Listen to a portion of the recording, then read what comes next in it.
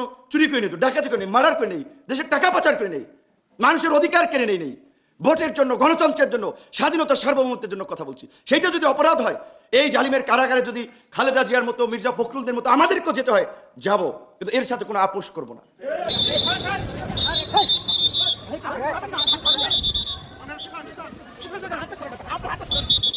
আজকে 5 দিন রিমান্ডের পর কোর্টে উঠাইছে, সে চলতে পারতেছে না, তাকে পুলিশে হাত ধরে জাগাইয়া নিতেছে।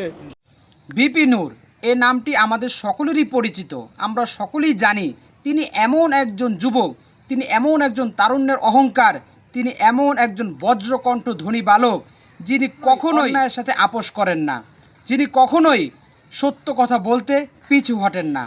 এমন একজন তারুণ্যদীপ্ত যুবককে, ব্রিলিয়ান্ট স্টুডেন্টকে এমনভাবে বেধড়কভাবে পেটানো হয়েছে, জালিমের জিন্দানখানায় এমনভাবে তাকে মারা হয়েছে, তার বিবরণ শুনলে লোম শিউরে ওঠে।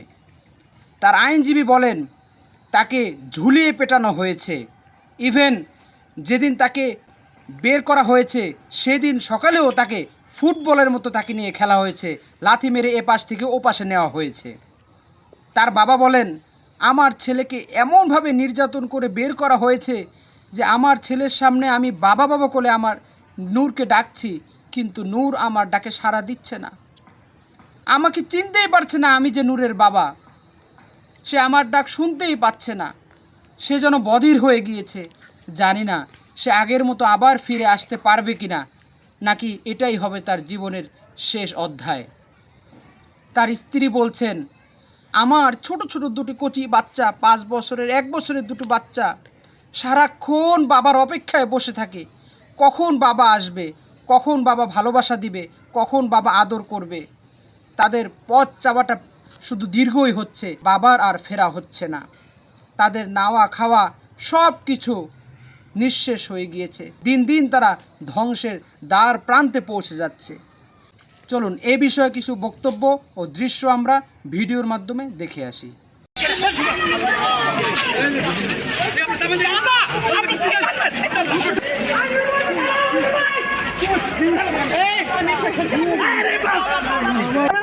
আমার ছোট ছোট দুটো বাচ্চা, একটাই 1 বছরের আর একটা 5 বছরের। 5 দিনের রিমান্ডে মানুষটার উপরে এত অমানবিক নির্যাতন করা হয়েছে। সে তো কোনো চোর না, ডাকাত না, সে ডাকসুর সাবেক ভিপি, একজন মেধাবী স্টুডেন্ট। সবার উদ্দেশ্যে শুধু এতটুকুই বলার, আমার হাজবেন্ডকে 20 জুলাই নিয়ে যাওয়া হয় ভোর রাতের দিকে 3:30টার থেকে। তো তাকে সুস্থ স্বাভাবিক একটা মানুষকে নিয়ে যাওয়া হয়েছিল, 40 ঘন্টা তার উপরে মানে তার নিখোঁজ ছিল। অমানবিক নির্যাতন তার উপরে করা হয়েছে। কোর্টে উঠানো হলো 22 তারিখে, তখনও সে মোটামুটি একটু মানে চাইছিল একটু, বাট এই 5 দিনের রিমান্ডে মানুষটার উপরে এত অমানবিক নির্যাতন করা হয়েছে। সে তো কোনো চোর না, ডাকাত না, সে ডাকসুর সাবেক ভিপি, একজন মেধাবী স্টুডেন্ট।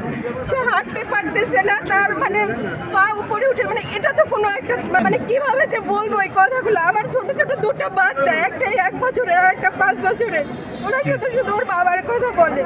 বড় বাচ্চাটার খাওয়ানো বন্ধ হয়ে গেছে, বাট সেই মানুষটাকে যখন এই অবস্থায় দেখতে হয়, অন্তত আর যে অবস্থা তাকে করা হয়েছে, তার এখন ইমিডিয়েটলি তার ট্রিটমেন্ট দরকার, বিশেষ করে চিকিৎসা। আগে তো তার চিকিৎসাটা দেওয়া হোক, সেটাও তারা দিচ্ছে না।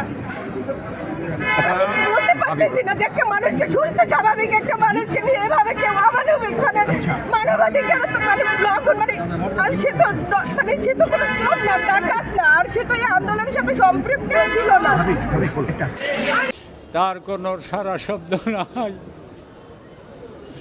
সে নিস্তব মুমূর্ষ অবস্থায় মরা মানুষের মতো তারে টানিয়ে নিয়ে আসছে পুলিশে। আমি তো সাথী এরকম পাশে আমি বাবা বাবা করতেছি, তার কোনো খেয়াল নাই, দুনিয়ার কোনো খেয়াল নাই। সে তাকাইতে পারে না আমার দেখে আমি বাপ নাকি, এই বোধ শক্তি তার শরীরে নাই। নির্যাতনের শেষ নাই যা দিছে, এতে একটা সুস্থ মানুষ এভাবে অসুস্থ হয় না। যে নির্যাতন করছে তার শরীরের কিছু নাই।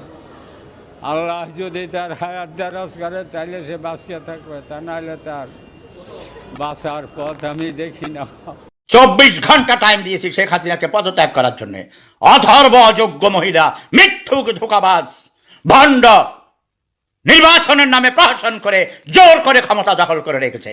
প্রয়োজন রাজনীতি করতে আমার হাজবেন্ডকে আমি দিব না, শুধু আমাদের কাছে ফেরত দেওয়া হোক ওকে। শারীরিকভাবে যে নির্যাতন করা হচ্ছে ওর যেন চিকিৎসার ব্যবস্থাটুকু করা হয়, ওকে যেন একটু চিকিৎসা সেবাটা দেওয়া হয়।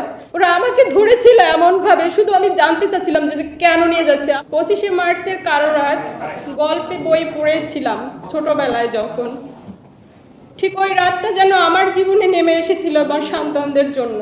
আমরা ঘুমন্ত অবস্থায় ছিলাম আমার বেডে, আমার দুইটা বাচ্চা, একটা 5 বছরের আর একটা 1 year প্লাস। নূরের গলা ধরে শুয়েছিল ওর বড় বাচ্চাটা, যে বাচ্চাটা আজকে ও স্তব্ধ হয়ে গেছে। 25শে মার্চের কারো রাত গল্পে বই পড়েছিলাম ছোটবেলায় যখন, ঠিক ওই রাতটা যেন আমার জীবনে নেমে এসেছিল আমার সন্তানদের জন্য। আমাদের ঘরে কোনো কলিং বেল দেওয়া হয়নি, কোনো কিছু না। হঠাৎ করে মেইন দরজা এবং আমাদের রুমের যখন দরজা ভাঙার শব্দ শুনে আমি শুধু ছোট বাচ্চাটাকে রেখে শুধুমাত্র দাঁড়িয়েছিলাম। এর মধ্যে দেখে আমার সামনে এসে অন্ধকার ঘর, অনেকগুলো লোক, তাদেরকে তখন তো আমি চিনতে পারতেছিলাম না।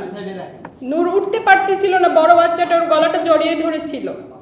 এর মধ্যে ওরা ঘরে ঢুকে সর্বোচ্চ মনে হয় 3 থেকে 4 মিনিট হবে। তো বারবার জিজ্ঞেস করতেছিলাম আপনারা কারা। এতটা মানে ভয়ঙ্কর আমি ওই রাতের বর্ণনা হয়তো আমি দিতে পারতেছি না এই মুহূর্তে। 2 থেকে 3 মিনিটের মধ্যে ওকে নিয়ে যাওয়া হয়। ইভেন সিকিউরিটি গার্ডের যে নর্মাল ফোন সেটাও তাকে নিয়ে যাওয়া হয় ওই রাতে। তারপর ভোর রাত ওকে নিয়ে যাওয়ার কিছুক্ষণ পরেই আজান দিচ্ছিল। আমি রোডে পাগলের মতো দৌড়াচ্ছিলাম যে কারা নিয়ে যাচ্ছে। সেই 25শে মার্চের রাতের মতো এত ভয়ঙ্কর, এত বীভৎস।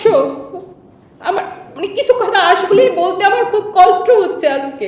ওরা আমাকে ধরেছিল এমনভাবে, শুধু আমি জানতে চাচ্ছিলাম যে কেন নিয়ে যাচ্ছে। আমার বাচ্চাটা থরথর করে কান্না করতেছিল, বড় বাচ্চাটা ভয়ে সে কান্না করতে পারতেছিল না। তখন নিয়ে যাওয়ার পরে আমরা ডিবি কার্যালয়ে যাই মিন্টু রোডে 7টার দিকে। ও জায়গায় খোঁজ করি যে কারা নিয়ে গেল, যেহেতু প্রশাসন হয়তো নিয়ে গেছে কিনা জানার জন্য। ডিবি কার্যালয়ে গেলাম। ওই জায়গা থেকে যেহেতু র্যাবের 2টা গাড়ি ছিল, র্যাব 3-এর, তো তার জন্য র্যাব 3-এ যাই। যখন ওর খোঁজ পাচ্ছিলাম না, তারপর বাধ্য হয়ে নিকটস্থ আমাদের হাতিরঝিল থানায় গেলাম। যেহেতু ওর খোঁজ মানে শুধুই ভয়ে ছিলাম যে আসলে ওকে আমরা ফেরত পাবো কি না। তো আমি শুধু এতটুকুই অনুরোধ করব আপনাদের মাধ্যমে বা উপর মহলে যারা আছেন, ওর শারীরিক নির্যাতনটা আপনারা বন্ধ করুন। আল্লাহ রব্বুল আলামিন সকল মাজলুম ও নির্যাতিত ব্যক্তিদের উপর তার অবারিত রহমত ও নেয়ামত বর্ষণ করুন এবং অচিরেই তাদেরকে সুস্থতার সাথে নিরাপদে তাদের স্ব পরিবারের নিকট পৌঁছে দেওয়ার ব্যবস্থা করে দিন। এটাই হলো আমাদের একমাত্র কামনা ও প্রত্যাশা। এই বলে আমি আমার আজকের ভিডিও শেষ করছি। আমিন ওয়া আখিরু দাওয়ানা আনিল হামদুলিল্লাহি রাব্বিল আলামিন। ওয়াসসালামু আলাইকুম ওয়া রাহমাতুল্লাহি ওয়া বারাকাতুহু।